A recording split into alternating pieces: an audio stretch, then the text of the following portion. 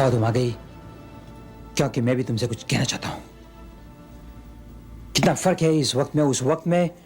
उस वक्त मैंने तुम्हारा वो स्वरूप देखा था जिसमें प्यार, सच्चाई और अपनापन थे। मैं हर पल इस बात को महसूस करता रहता था कि तुम चमन की वो हसीन कली हो जो सिर्फ मेरे लिए बनाई गई है, सिर्फ मेरे लिए।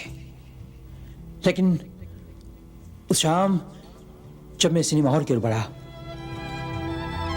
तो मैंने देखा कि तुम्हारे हाथ एक गैर के हाथों में थे। पूरे शरीर में जैसे ज्वाला भड़कने लगी थी। कुछ जिल्लत सी महसूस हुई थी मुझे, नफरत सी होने लगी थी मुझे। सारी रात में करवटें बदलता रहा और इस बात को सोचता रहा कि उस शाम तुम्हारा हाथ किसी के हाथ में था और शायद उस रात तुम्हारा शरीर किसी के शरीर के साथ था। मैं तड़पता रहा, अपने प्यार को धिक्कारता रहा। मैं तुमसे नफरत करता रहा।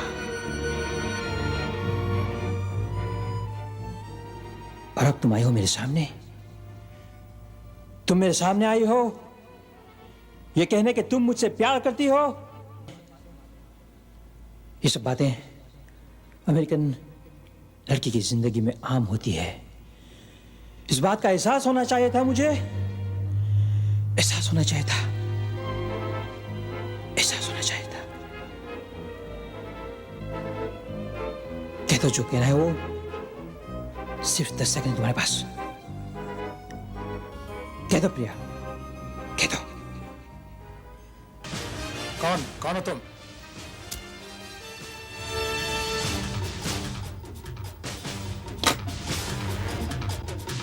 अरे अंदाज तुम ये क्या तमाशा बना रखा है मेरे यार? यार का लफ्ज तुम्हारे मुंह से ऐसे निकल रहा है गुप्तराज जैसे लहू टपक रहा हो।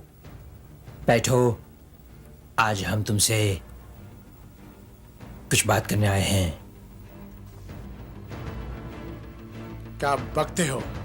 लगता है तुमने जो काले चश्मे पहने ना, इससे तुम्हें कुछ साफ नहीं दिखाई दे रहा। मेरी तो समझ में कुछ नहीं आ रहा तुम क्या कह रहे हो।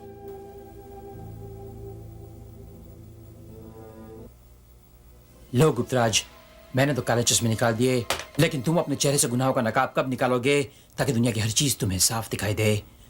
गुनाहों की दुनिया से दूर कब गुप्तराज, कब? अंदाज लगता है तुम्हें कोई गलतफहमी हो गई है। ऐसी कौन सी चीज है जो मुझे साफ नहीं दिखाई दे रही? मेरी समझ में कुछ नहीं आ रहा। कुछ नहीं आ रहा? तुम्हारी समझ में कुछ नहीं आ रहा? कुछ नहीं गुप्तराज, कुछ नहीं। तुम इंसान के रूप में दरिंदा नहीं, दरिंदे के रूप में एक हैवान हो गुप्तराज। दरिंदा तो अपना पापी पेट भरने के लिए दूसरे जानवरों का शिकार करता है, लेकिन तुम एक हैवान हो गुप्तराज। तुम मायूस लोगों का शिकार करते रहते हो, फिर भी तुम्हारी भूख नहीं मिटती। सब ऐशो आराम तुम्हारे पास पड़े हैं, फिर भी तुम्हारी भूख नहीं मिटती। तुमने अपनी पवित्र देवी जैसी पत्नी नीलम के साथ जो किया वो घोर अत्याचार है गुप्तराज, घोर अत्याचार है। और जो उसकी माँ और उसकी बहन के साथ कर रहे हो वो एक खतरनाक खेल है गुप्तराज। और मुझसे दोस्ती का हाथ बढ़ाया। मैंने तुम्हें दोस्ती के रूप में एक दोस्त बनाया, अपने सीने से लगाया, लेकिन फिर भी तुमने मेरा खून करवाने की कोशिश की गुप्तराज। लेकिन तुम मेरे साथ जो कर रहे हो वो तुम्हारा आखिरी खेल होगा। आखिरी खेल गुप्तराज, आखिरी खेल। आज तक तुम बिल्ली और लोमियों का शिकार करते आए हो।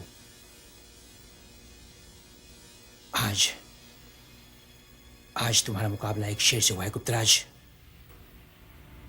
अब देखते हैं किसकी जीत होती है और किसकी हार। बैठा गुप्तराज। Okay okay.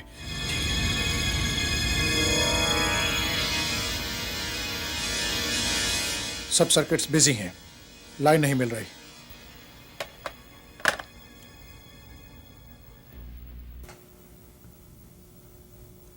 अगर फोन की लाइन नहीं लग रही तो 5 मिनट में तुम्हारी जिंदगी की लाइन भी कट जाएगी गुप्तराज। मेरे साथ कोई चाल मत चलो। फोन को मत उठाना। ये तुम्हारी मौत की घंटी है। मुझे तुम्हारी मौत की खबर किसी और को सुनानी है। ये कुछ देर में रुक जाएगी। रुक गई ना, यही घंटी 5 मिनट के बाद फिर से बजेगी और तुम्हारी मौत की खबर मुझे किसी को देनी है। प्यार को पाकर प्यार को खोना कोई सीखे तुझसे, जिंदगी बना कर जिंदगी को तोड़ना कोई सीखे तुझसे। समेट अपने आंचल में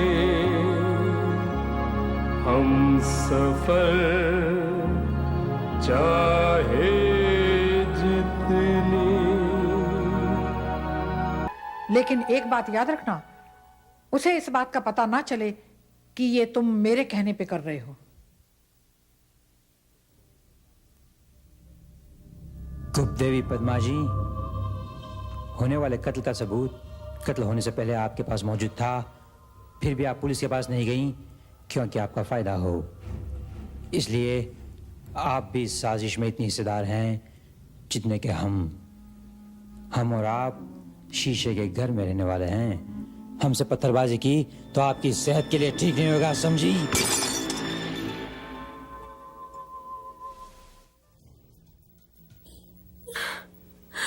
भाई साहब, खूनी मेरा पीछा कर रहा है, बचाओ भाई साहब।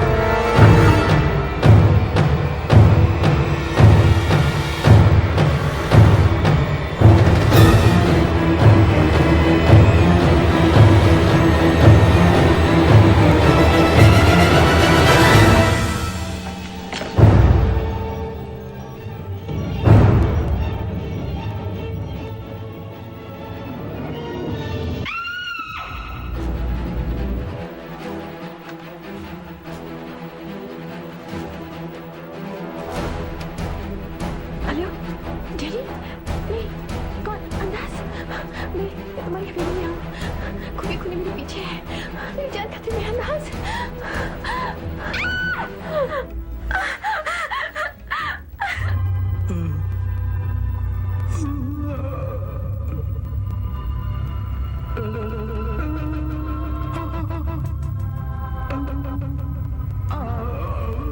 मुझे मारने से तुम्हारा कोई फायदा नहीं होगा। फायदा